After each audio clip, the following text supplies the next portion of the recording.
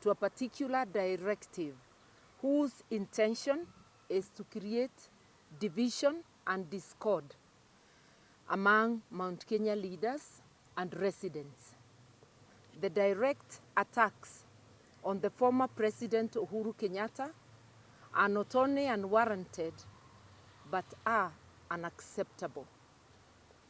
It is notable that Ruto has not called on any other community to rise against each other, except the residents of Mount Kenya, where his regime precipitated an attack on the Kenyatta family farm, Northlands, and has led sustained and justified attacks on the former president, while calling on the leaders of Mount Kenya to rise against each other.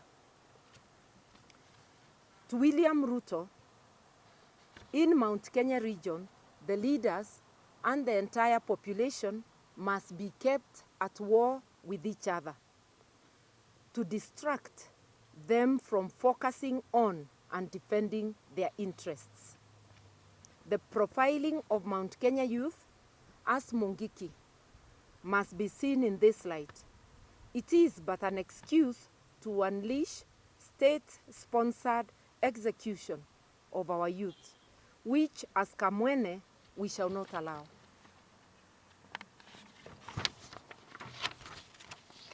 We noticed last Friday youth from Kericho County armed with bows and arrows, literally given police cover to attack another community within Sondu area, resulting in serious injuries and death.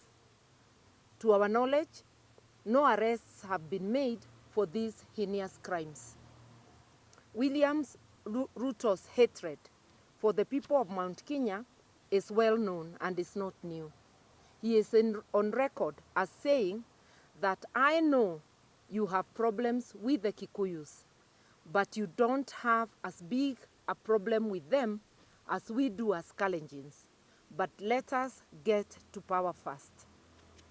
The directive to his UDA MPs from Mount Kenya region to mount a campaign against other leaders in the region is intentional and an execution of this infamous statement.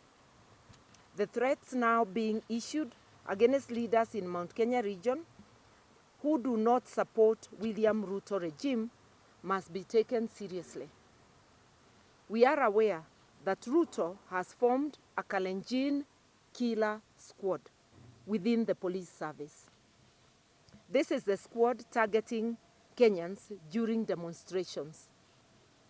Given what took place in 1992, 1997, and 2007, we know that Ruto has the capacity and is quite capable of executing his threats against Mount Kenya leaders and nationally who do not support his regime. We would like to state unequivocally that Ruto, rather to remind him that he is still an ICC indictee. He was discharged, not acquitted, of the crimes against humanity. The fact that witnesses were killed did not relieve him of the accusations of crimes against humanity. Majority of the victims of 2007 violence, we remember, are people from the Mount Kenya region.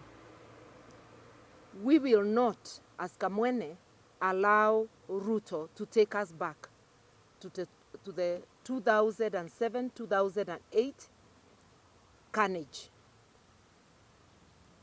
As Kamwene leaders, we shall not sit idle as Mount Kenya region is cannibalized.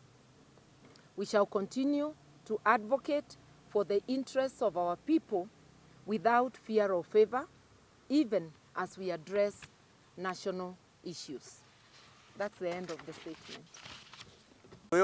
Look, you know, there are some people in the Republic who pretend or who beat up their chest that they are leaders And I have only one little point to make to all of you and to Kenyans. You see, you can insult Nderito, you can insult Munya, you can insult Kioni, but I'm quite sure it does nothing to bring the cost of fuel down. You can call us names, it does nothing to fix the economy. And frankly, when you see people insisting on insulting others, it's because they are bankrupt of ideas. You can try and blame Uhuru Kenyatta or blame Peter Munya or blame Wairia, but you claim to be in office and the purpose of that office is to fix this economy. Do it and let Kenyans enjoy their constitutional rights. Thank you.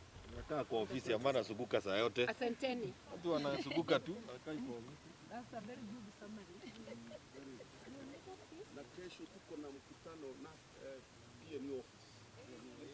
Kesho saa 8. Kuje huko. Nimemwalika huko.